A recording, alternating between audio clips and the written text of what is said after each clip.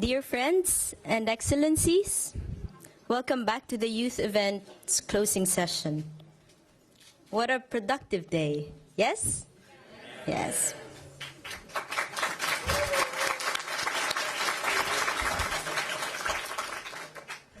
We had a very good level of engagement with our speakers on the global agenda for youth, peace and security, and how youth can be engaged and supported in the implementation of sustainable development goals.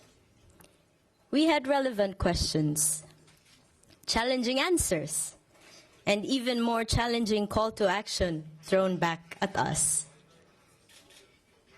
In my short tour around this very huge convention center, I heard interesting discussions and heartfelt debates going on in the rooms. Creative ideas as well. I also got to sit with a group constructing sentences together as a team, putting their stories together. Other groups competently divided tasks, and some timed their presentations. I even heard 1 minute, bravo. Oh, and not to forget, one group actually decided to work behind closed doors, keeping theirs a secret surprise. So we look forward to that. The energy is simply amazing. And let's admit it, our task is not easy. We deal with difficult questions, big words such as peace, conflict, media, violence, tolerance, not to mention looking at these concepts from different contexts and perspectives. Simply put, we have so many things to share and learn from each other in just one day. Just earlier, we reflected on how intercultural dialogue can be embedded in all aspects of our work for social change and development. We had an interesting personal sharing. Great interventions there. We got a glimpse of minority issues in some countries, the importance of language, both as a connector and as a barrier, and most of all, we got to reflect on how we ourselves are interacting or not interacting with other groups. Throughout the day, we discussed the topic of social inclusion and peaceful societies from different perspectives and at different levels, from grassroots to international engagement and advocacy. And we had the last meeting to finalize the narratives. And the young people here can tell you what a big, big task it was. These narratives are the outcome of the youth event today. Summarizing meaningful conversations, they are the product of meaningful interactions, a lot of listening skills all throughout the process, a product of patience and of openness, of diverse and shared voices, all to be captured in 2.5 minutes for each theme. These are the result of many weeks of work that started online and continued here in person in Baku. We are eager to share with you our narratives, our proposals on how together we can change, and we are changing, the story on migration, on gender equality, how we are changing the story told about conflict-affected areas and young people. This vision for the future draws on the positive contributions that youth are already making and proposes actions that are needed to realize this vision. I would like to invite the groups. 10 groups will now present their narratives on topics connected to the Global Forum theme. The first one would be Living Together in Inclusive Societies, a challenge and a goal for the media.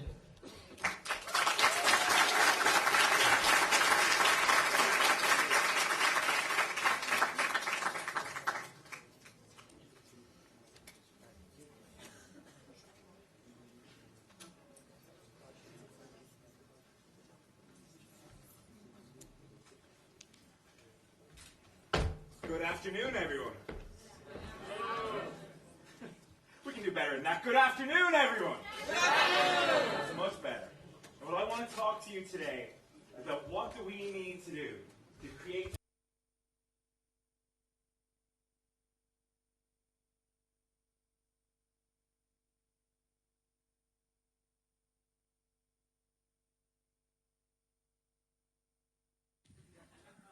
Great. Right. I was just going to shout for the whole thing.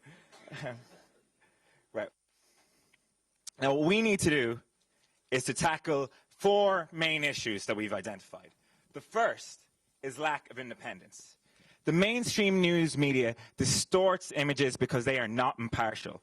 They're controlled by a small minority of elite interests that dominate the narratives. So what we propose is extending a crowdfunding model for media outlets to reach a national and a global scale, to return ownership of the media to the public, to allow a diversity of voices. A good example of this is Coda Story, a media outlet that is funded by its contributions from its members. Now, the second problem that we all understand is a lack of diversity. The mainstream media is elitist and exclusive. The youth and many other groups are excluded, not only in terms of who tells the story, but also in terms of what the stories are about.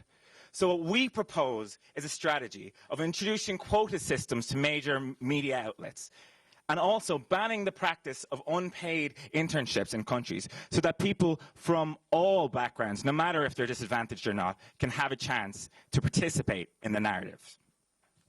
And the third thing that we focus on is coercion. We all know here that journalists and free speech around the world is being stifled through both violent and non-violent means. It prevents them from bringing to you the stories of disadvantaged groups. So what we propose is recognition on a national and an international scale of the special position as a high-risk career. This will give journalists a chance, or give them a protective status that would protect them from prosecution and reward them in line with how dangerous and pivotal the nature of their work is.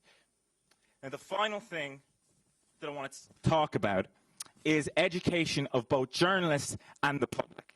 There are many examples around the world of journalists recreating and reinforcing preconceptions and biases.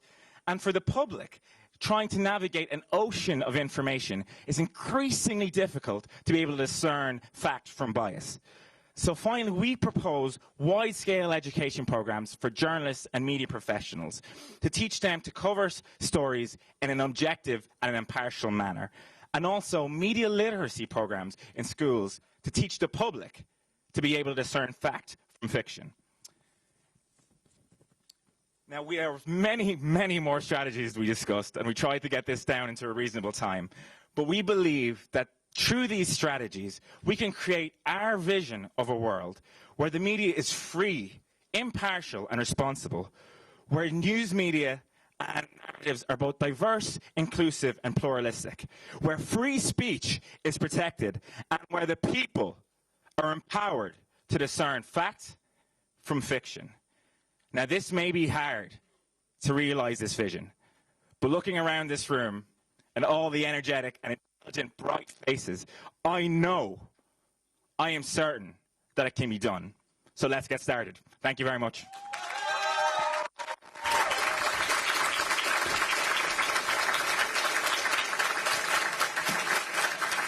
Thank you. Our second group worked on living together in inclusive societies, a challenge and a goal from a migration perspective.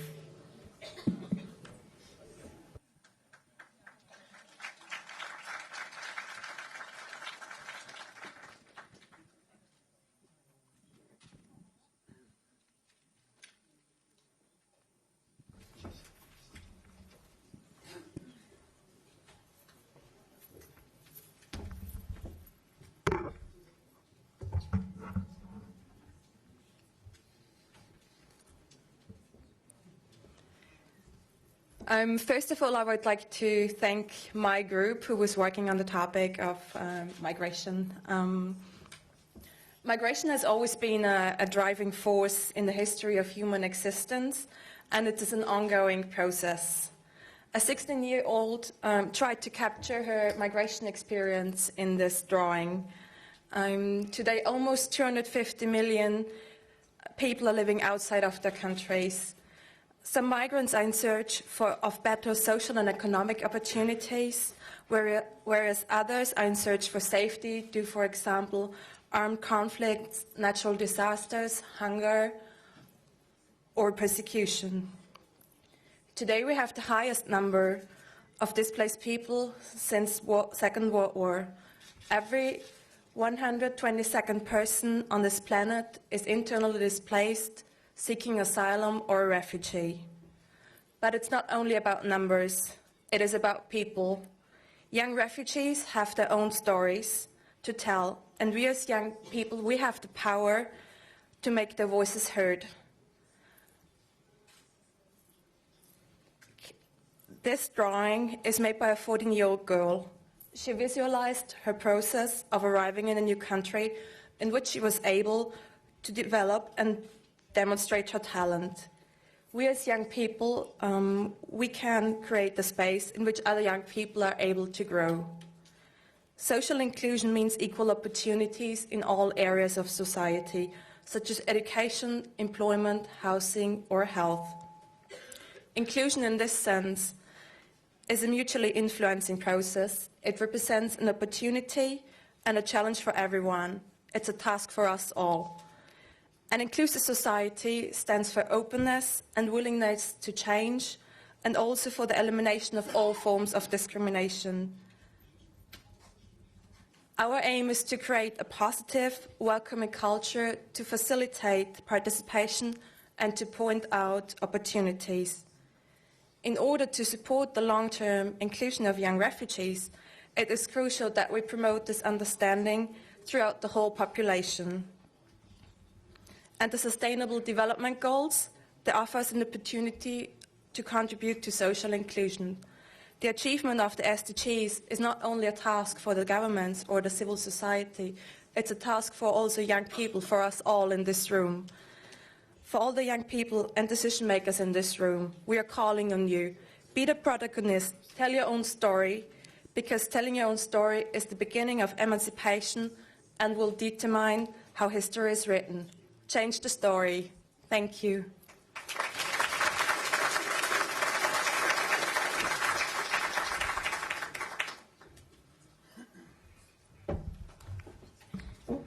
Thank you. The next group worked on living together in inclusive societies, a challenge and a goal for education.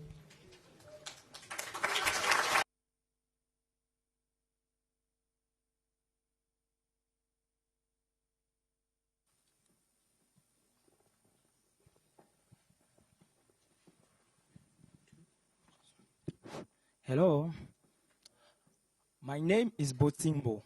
I'm a Pygmies from the eastern forest of Cameroon. My story represents all the minority groups in the world, like women, marginalized people, and uneducated population.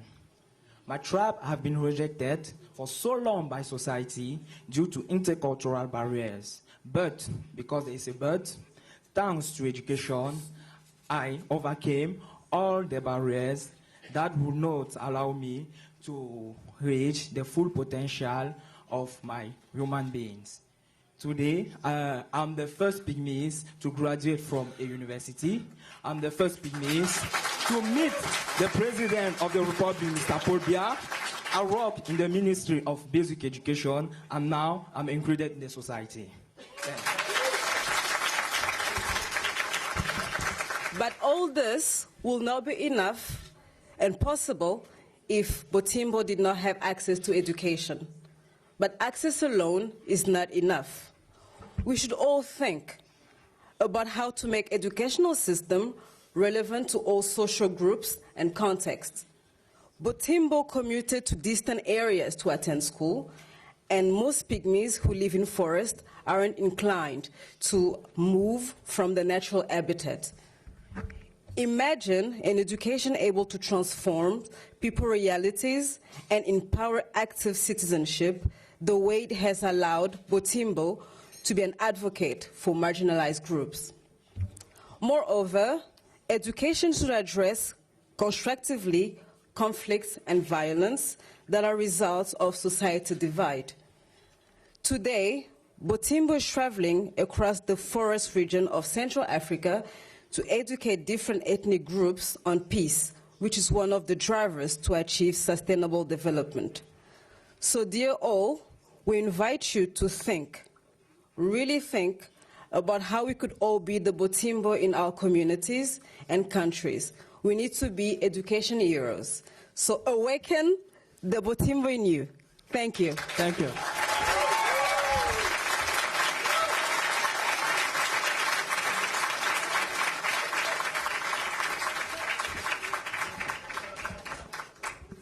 Thank you for the very inspiring story. The fourth group worked on living together in inclusive societies addressing hate speech.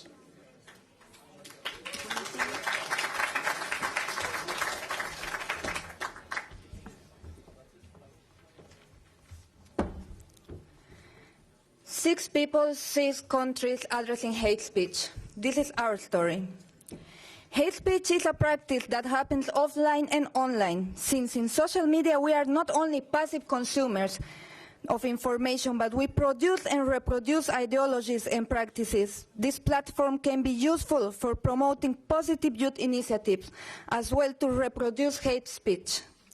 The narratives of today tell us that a terrorist attack, a bomb, a shooting can lead to the formation of solidarity communities. That at the same speed that they are being reproduced, they can shift to online radicalization towards the perceived perpetrator. Bloggers with different affiliation are persecuted. Economic insecurity, mobility, and migration work as a trigger for hate speech online. The social media, as the thermometer of the society's mood, can work as a reproducer of power relations, where certain people many times is left out of the stock dominant discourses, and this induces to hate speech. This group wants to emphasize that we want to counter hate speech without banning freedom of speech, but creating transformational societies that can critically question and not to passively consume entertainment and information. But you know, the incredibly tricky thing about hate speech is how indispensably it is related to a fundamental human right, that of freedom of expression. While we do not want to impose state or self-censorship for the information to flow freely, derogatory, abusive, or aggressive content is not free from consequences. So how do we counter it? In the narrative of tomorrow, we hope people would educate themselves, and especially others, to think critically about their biases and prejudices. Intercultural analysis of stock stories would help make hate speech the starting point of positive, constructive, and non-confrontational discourse. On the other hand, in our narrative, we wish hate speech would be countered with mutual acceptance and understanding that two parties may be correct at the same time from their own perspectives. We can draw inspiration from Bangladesh, where a Facebook page started a youth movement that fought social injustices, or from Bolivia, where the citizens vocalize their rights and demands and get them ensured.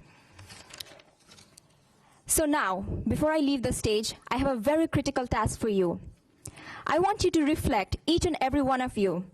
I want you to think critically and ask yourselves, what is your part in changing the story? Thank you.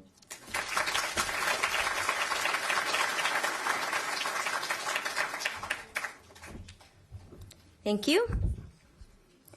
The next group worked on living together in inclusive societies, a challenge and a goal from a gender perspective.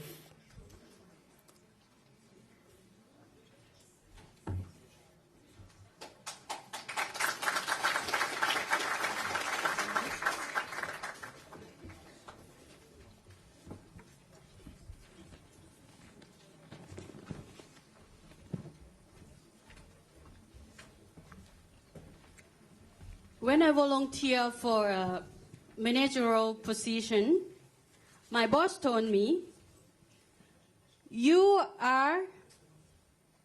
cannot make this position. We need a serious man to take the lead. And what I say is, I have to accept his decision at that time. But I'm not give up. Now, I have my own organization and I take a lead.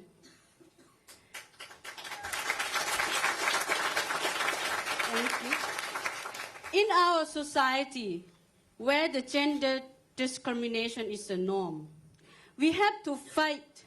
We have to fight for equality opportunities. But like see, not everyone is able to change the story.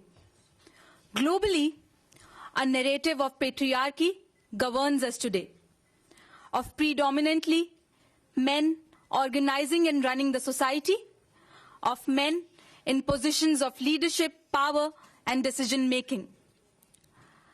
This has negative implications for everyone, for women, for men, and for gender non-conforming people.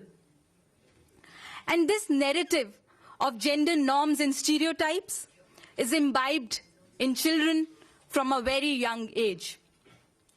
Gender identity affects each of us differently due to our age, nationality, race, ethnicity, migratory status, sex, and sexual orientation. Gender-based violence and discrimination in our homes, offices, in our streets and societies is the first and biggest obstacle to achieve development and peace.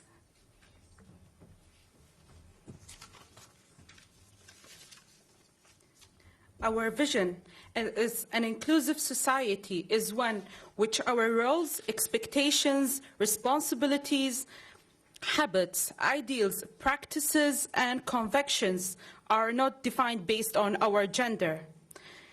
We are working to build society where inequalities do not exist between or because of our gender.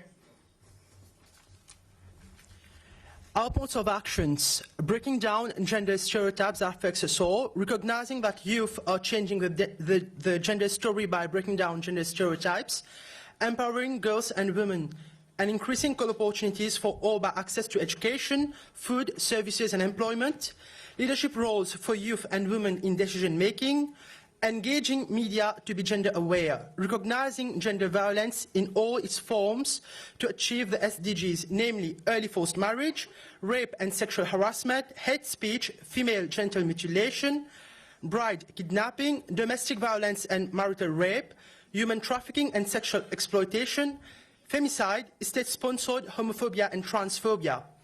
And we invite all working groups as partners to have an all-inclusive gender perspective. And now we're kindly inviting everybody to please stand up. Please stand up, everybody.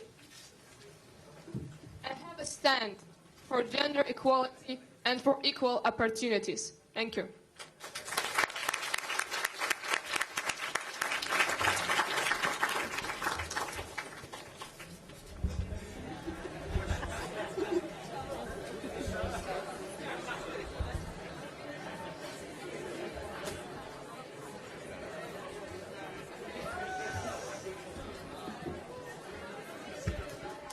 Thank you. The next group worked on living together in inclusive societies, a challenge and a goal from an intercultural perspective.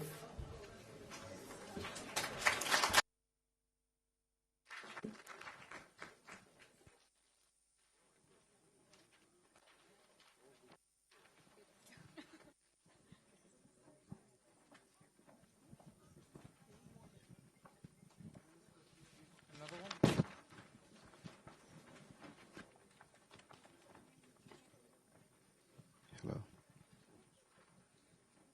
Hello. Hello. Hello. Test the mic.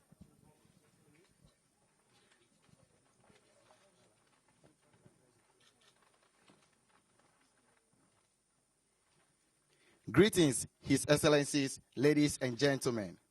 My name is Dazi Akresi. I'm the Prime Minister of the Intercultural Nation. We are here to tell our story. We, as a nation, is implementing policy and an action plan for intercultural development. Our nation is moving from a multicultural society to an intercultural society. You may ask, why the change? The change is because in an intercultural society, they interact, understand, and tolerate each other. Because of that, they have progress. How do we intend to achieve this goal? First of all, we are implementing all policies of UNAOC on a national level. Moreover, every sector of our government is implementing policy and an action plan of an intercultural development goal. Also, we are creating incentives and funds for innovation to support civil societies. I will call on my ministers to tell you their story of their work. I am the Minister of Youth Empowerment of the Intercultural Nation. We provide training and platforms for youth organizations to exchange their ideas and to also help support them develop their action plans to promote intercultural development. I am the Minister of Enlightenment of Intercultural Nation. We have policies and action plan for intercultural development. We have policies at all levels of education across all age groups, including formal, non-formal, and informal education to enlighten people to live in harmonious and intercultural societies. Good afternoon. I'm the Minister of Happiness. We support media and informational campaigns like Discover Your Identity, and we promote organizing and holding cross-cultural festivals and events. We are the Thank you.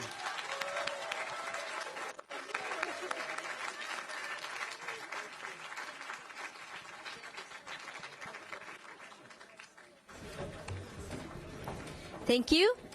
The next group worked on living together in inclusive societies, a challenge and a goal from an interfaith perspective.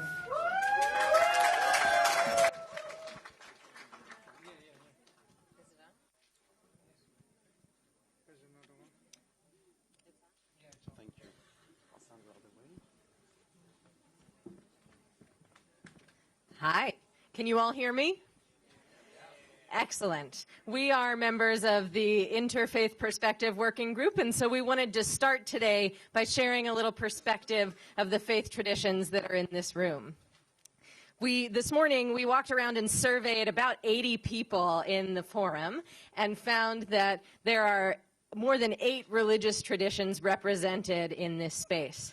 But we also found, those religious traditions are there, we also found that more than half, 65-ish% of us couldn't name as many as 8 religious traditions. Right? So we learned this morning from this data that there's a baseline, a lack of religious literacy among us, folks who are predisposed to be invested in engaging with people who are different. And so if we know that if there's a lack of religious literacy in this space, then we know that there's a lack in the world. And that's where the story of Omar and Ahmad comes into place. Omar is a Syrian teenager, young man who fled the war in Syria and came to seek refuge in Lebanon. So, and he had the trauma of losing his own family, all of his family, and he lost his best friend because his best friend went into ISIS and fought with them and was killed in one of the battles. So Omar wanted to join ISIS and to seek revenge for his best friend, and at the same time, because like it was really demeaning for him not to go and try to do that actually. And not only this, he had a sort of a narrative of an aggressive religious other, right? An aggressive Christian aggressor, right? Aggressive aggressor, intelligent. And not only that, but he also had a sense that he looked around at his community and saw that they were struggling. and didn't feel like there was anything that he could do about it. So the offer of ISIS was an offer of making a change for his community. Exactly. So before going to ISIS, he wanted to seek some legitimacy for his action, for his decision. So he went to a religious leader to seek his blessing. And luckily that this imam, whose name is Ahmad, coming from interfaith background, who understood the importance of intercultural aspect, was able to deflect him from going that. And he made him to go and meet people from different faiths who are suffering as the same trauma that he was facing back in Syria. So that's why it was very important for him to sit down with other people from different faiths to change his perspective. Through this experience of having interfaith partners and interfaith collaboration, Omar realized that the sectarian violence that used to be appealing was not only not quite the right way to go, but was also a waste of his time and his passion, because where real change could be made was in collaboration with religious others who had a shared interest in their community. And this is where you see actually people like Ahmad and Omar and people collaborating from religious leaders and the youth collaborating into creating these kind of narratives of peace and real action, like in organizations like in Adyan, where Imam Ahmad was part of, or World Faith, where we mobilize interfaith groups of young people to tackle global poverty. These are individual examples, but imagine for a second that every youth in the world had the opportunity that Omar had to be exposed to interfaith collaboration, to interfaith partnerships. If we move from just a practice of simple understanding, abstract understanding, to real interfaith engagement, to a practice of interfaith engagement, then we'll be building that world. and that's why as interfaith group we have a message we would like to say.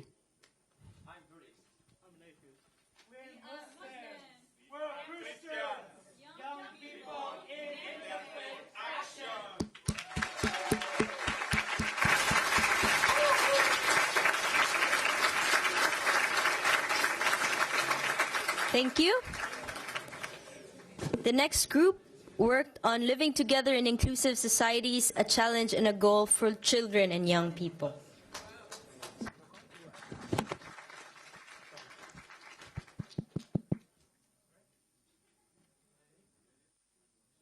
Namaste everyone. Hi everyone, my name is Akash. I belong to a group of magicians who's doing magic in their country, working with youth and children. So I was just thinking to, explain this idea why we have to do this, but you have heard that phrase, action speaks louder than word. So your action have, spoken what I wanted to speak. So I would prefer to show you something. So can we have that?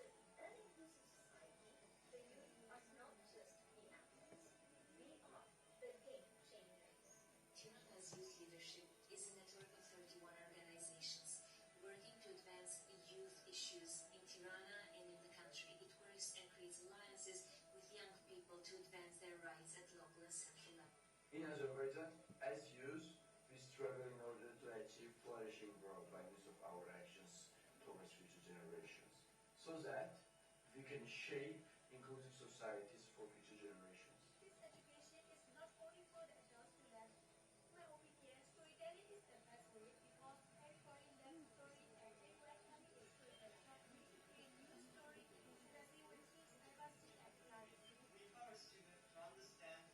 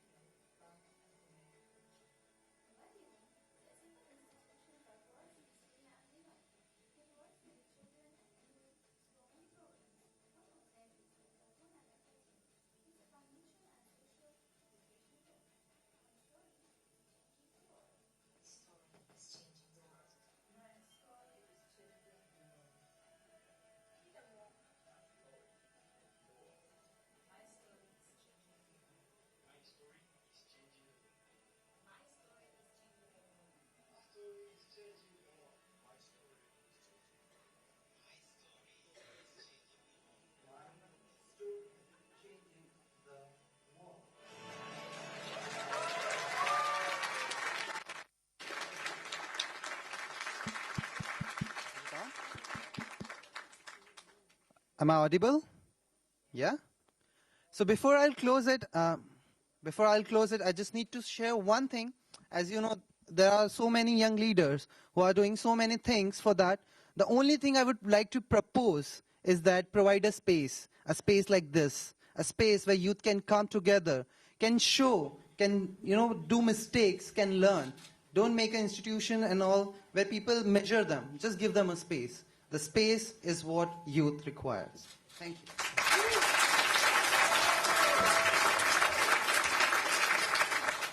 Thank you. Living together in inclusive societies, a challenge and a goal for conflict-affected areas.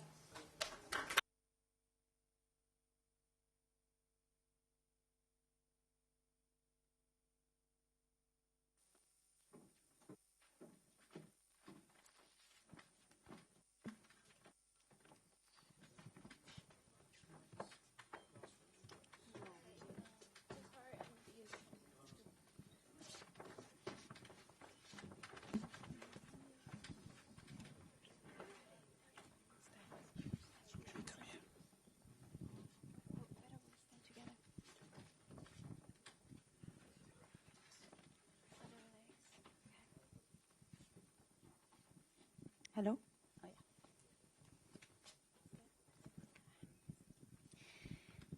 It's been 10 years since the last time I saw my father. I remember the last time when he crossed the border. He promised to come back soon. I waited for him year after year, wondering if he was able to walk through the conflict zone. I created a communications movement with my community to share local stories and to build resilience and hope. My mother didn't seem to lose hope.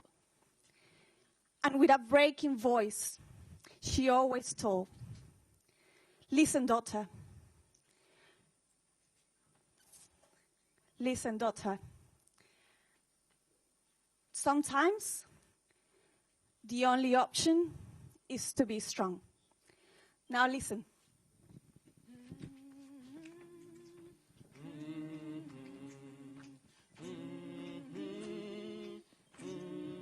I have a story to share. Life is all that is easy. It isn't always great. When you live in a conflict zone, when you're crying every day, but you know that your voice is all you need. Stories need to be shared. Stories need to be cared. Stories that are untold. Stories that never old. Stories need to be shared. Story needs to be cared. Stories that are untold. Stories that never old. Mm-hmm. Mm-hmm. Mm-hmm. Mm-hmm. Mm-hmm. Mm-hmm. Don't ever lose hope. Your story is your voice. It can be heard through the noise. It can be heard when you want to cry. Don't ever give up. Stories need to be shared. Stories need to be cared. Stories that are untold. Stories that never fold. Stories need to be shared. Stories need to be cared. Stories that are untold. Stories that never old.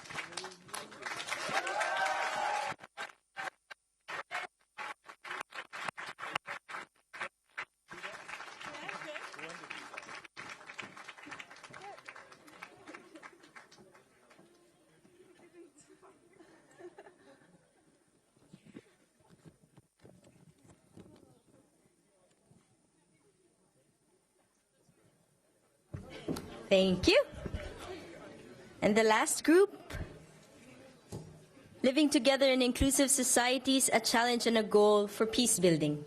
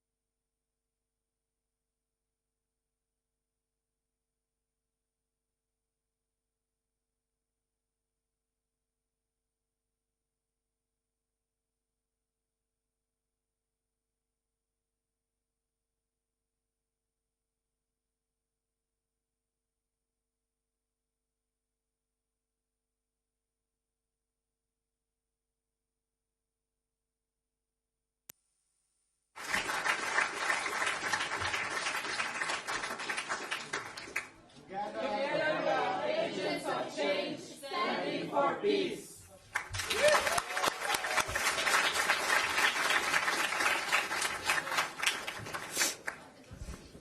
Thank you. As part of our dialogue, we will now hear the representatives of the United Nations and our hosts, the government of Azerbaijan, who will respond to the presentation of these narratives by sharing with us their impressions and concluding remarks. I would like to invite Mr. Nasser Abdulaziz Al Nasser, UN High Representative for the Alliance of Civilizations, to share his thoughts.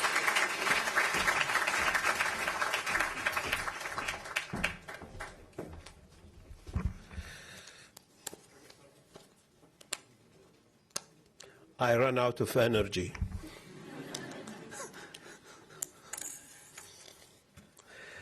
Well, first of all, congratulations. It's good to see you again. I listened to all of you, and really we are honored at the UNAOC to be with you and share all the great values and vision and the ideas for the future. Excellencies, dear youth, partners, ladies and gentlemen, I would like to thank you for attending the youth event and for contributing to advancing the mission of the United Nations Alliance of Civilizations.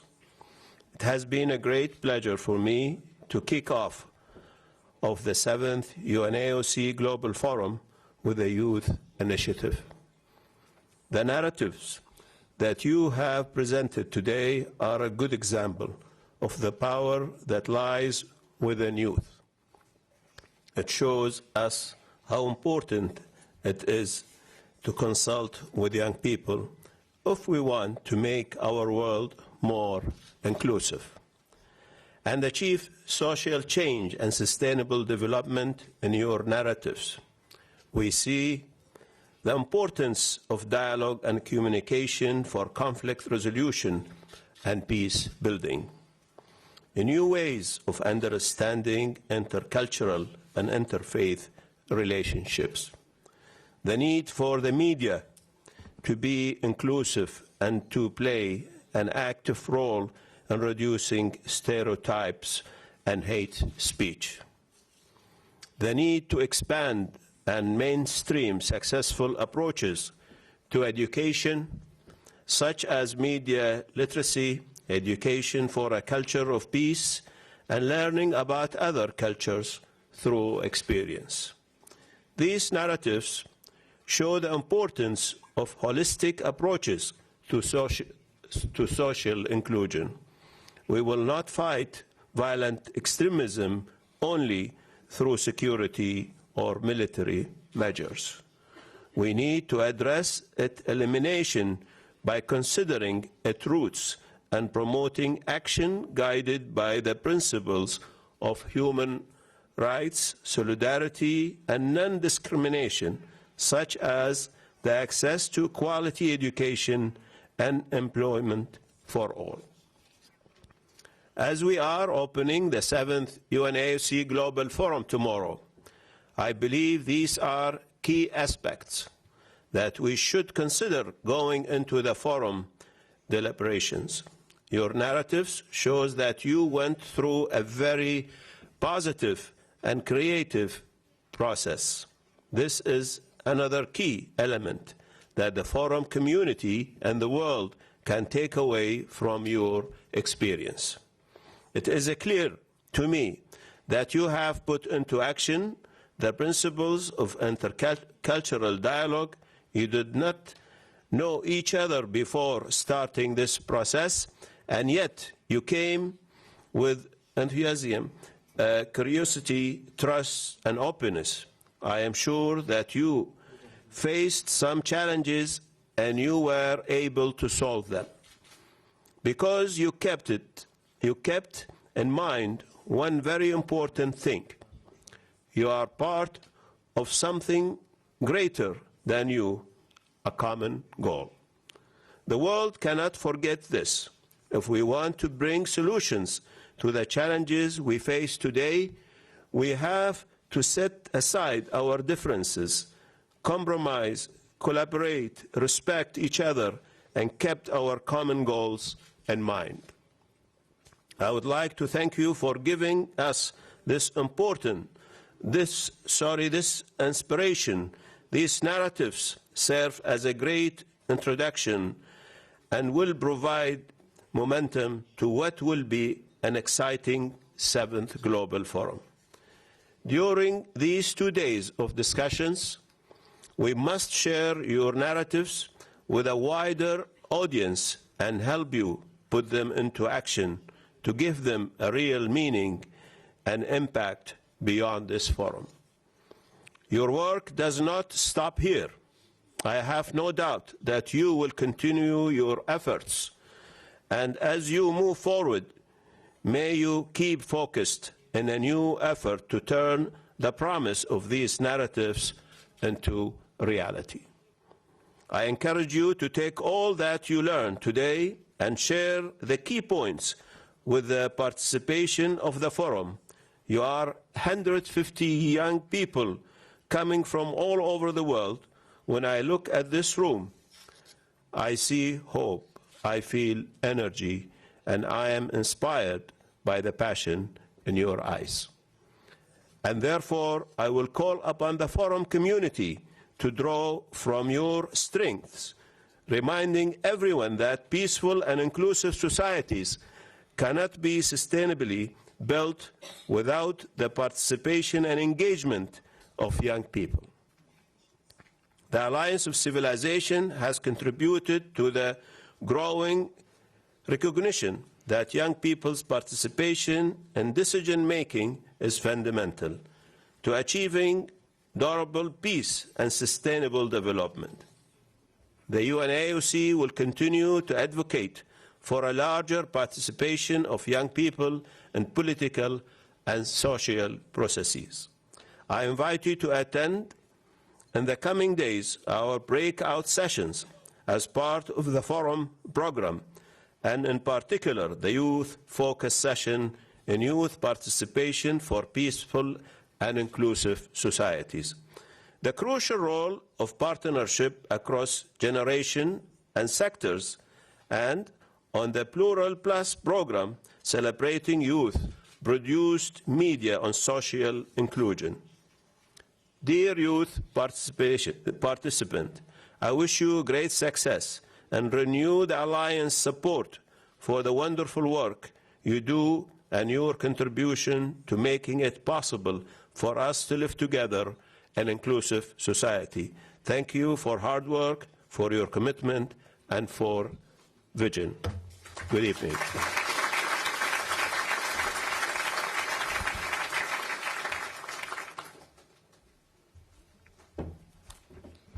Thank you, Mr. Al-Nasser. I would now like to invite Mr. Abulfaz Garayev, Minister of Culture and Tourism of the Republic of Azerbaijan, to share his impressions.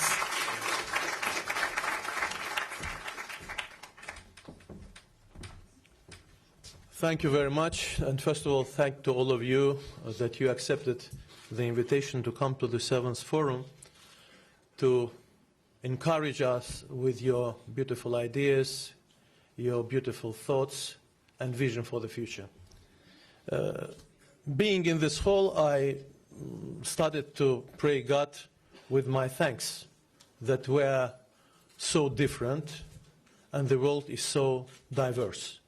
Because in the diversity of the people and the diversity of the nature is the beauty of the planet of Earth. But we have common aim. This aim is understanding, is bringing this diversity together and to bring us to the will of the better world. From this point of view, I consider that brilliant start of the work of the 7th Forum will give a great impact to the discussions which will take place during tomorrow and the day after tomorrow. And I think that the declaration which will be accepted here by the Patriarchat leaders, as was noted here, will reflect a lot of brilliant thoughts that you have expressed during today. Prime Minister of the intercultural country, where are you? I want to inform you that the government of Azerbaijan is trying to follow all your requests and advices. Because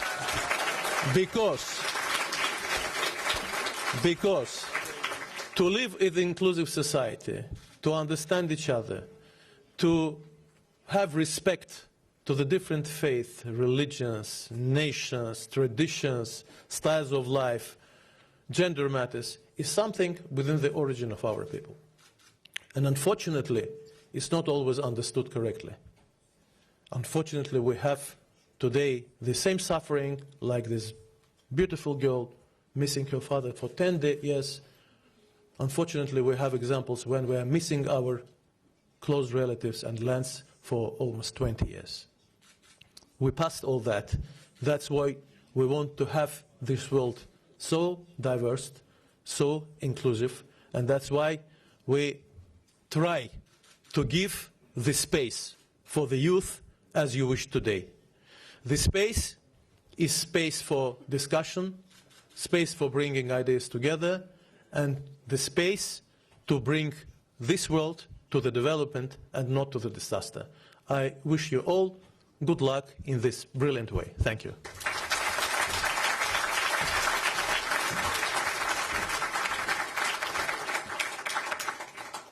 Thank you, Mr. Garayev. And finally, Mr. Ahmad Al-Endawi, United Nations Secretary General's Envoy on Youth, will share his reactions.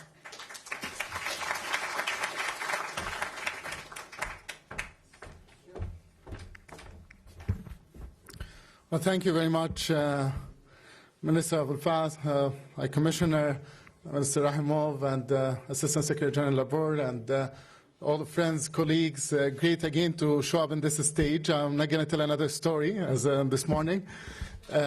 But I also am not going to react to what you just presented, because I only will join and add my voices to everything. I hope you will add me to your cabinet, Mr. Prime Minister, so I will fit in somewhere. I think the innovation in your presentation shows, exactly why this youth forum is very important, even to be before this important forum. Alliance of Civilization is convening its 7th important global forum, but clearly our world is not in a good shape, as you all know. The world is troubled by burning fires all over. Having the largest number of refugees since the Second World War is something that would make us all think of the importance of bringing all our assets together to understand each other, to build the bridges of understanding. Today, as you all know, I was asked in several media interviews today about why youth is important for the mandate of the Alliance of Civilization. And I often answer by thinking about the momentum and the innovation that young people can bring to the table. I usually try to avoid the word coexistence, because it's not my favorite word, in fact. When you coexist with something, as if you are forcing yourself to accept that thing, while you don't. And I prefer to talk about genuine acceptance for others, and our ability to understand the diversity of this world. Not to force yourself to like and coexist, but rather to genuinely accept others. Today, the young people are paying the highest price of the lack of peace and stability. I think from your presentations, you are carrying this message of hope, a message of peaceful coexistence in a way, but in fact of peaceful, genuine acceptance and living, accepting each other. That's the message you have to the forum, and tomorrow the forum will be multiplied by 10 or 15 maybe, with 2,500 participants.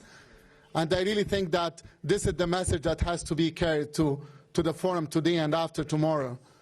This morning I told you about the story of youth voices who came to the Global Forum on Youth, Peace and Security, coming up with the Amman Youth Declaration that made the Security Council listen. And yes, the Security Council listened to young people by adopting 2250. So sometimes we have to be careful what we wish for. And I think your narratives and the way you constructed this narrative is the way forward to deconstruct other false narratives about young people. Among these false narratives that you all know, that you are the problem. Are you the problem, by the way? Are you the future? Yes. Ah, come on. First, let's agree. You are not the future. You are sitting right now. And promise me, anyone who would tell you you are the future, you are going to challenge them back. And I advise you, if anyone would tell you you are the future, walk out. Tell them I'm coming back in the future. You are right now. And you are not the problem. You are not the liability. And guess what? You are not asking for support. This is not a charity. You are asking for investments. Investments in young people that are going to pay off for societies. And when it comes to peace and security, we are all learning today that what's at the nexus between peace and security, human rights and development, at the center of this nexus is young people. So you are today no longer only job seekers. You are no longer in the lines waiting for jobs or for education or for health services, but you're also demanding that this planet will be handed over to future generations in a good shape. My last message to you, which I heard it very loud and clear in your presentations, and that's where I add my voices to you. Please join me in making sure that everybody knows that man-made conflicts are not natural disasters. And man-made conflicts should be stopped and resolved by peaceful means. And this is the message of the Alliance of Civilization. This is what the core of the United Nations Charter, the Universal Declaration for Human Rights, and that's the message that needs to be reinforced by young people and by all of you. That's where we are meeting today. So zoom out from Baku, from Azerbaijan, from everything here, and look to the world and make sure that you don't want to belong to a generation that is witnessing all these miseries. We have to be in a generation that is going to reverse all these numbers. I always tell my colleagues at the UN we should never take a pride of catering to 60 million refugees. We should only take a pride when we ensure that this number is zero. It's not about responding to humanitarian crisis. It's about making sure that we don't end up to a place where people become only refugees or migrants or end up in places of hopelessness and marginalization. Restoring hope is the message of this forum, and restoring hope was the message of all of you. So that's what we have to do now. As I told you this morning, we have 17 goals to achieve them in 15 years. More goals than years, and no pressure at all. So we have to get the job done, and we have to get down to the business. And I think this forum is just a relaunching platform for all of us. And I'm once again thankful to my colleagues and to the High Commissioner for his leadership to the youth agenda and for ensuring that the Alliance of Civilization continues to deliver and its mandate is strongly when it comes to youth. And my thanks goes to our friends at the government and the people of Azerbaijan. And in fact, this morning I enjoyed joining the Minister of Youth and Sport and visiting and inaugurating a new youth center. So there are good news coming from Baku. Let's make sure that the good news prevail at the end of the world and at the end of the day, and make sure that this world that is so desperate for some good news will hear some from Baku. Thank you very much.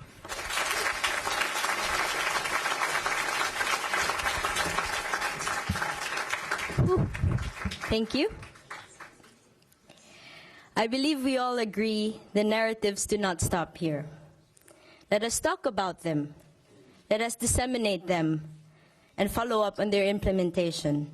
And let's celebrate one crucial condition of their existence: the community that made them come to life, a narratives community that we have right here in this room. To our representatives, thank you for your leadership and your openness in listening to the voice of young people. In doing so, thank you for showing that young people can be and are part of the solution in transforming our society, not tomorrow, as Ahmed says, not in the future, but today and right now. Now we will be opening the marketplace of ideas, and we encourage everyone to come and see it. But before this, I think it's a good time to really celebrate the achievement that we have today, right now. And we would be honored if we could all take a group photo together. Thank you, everyone.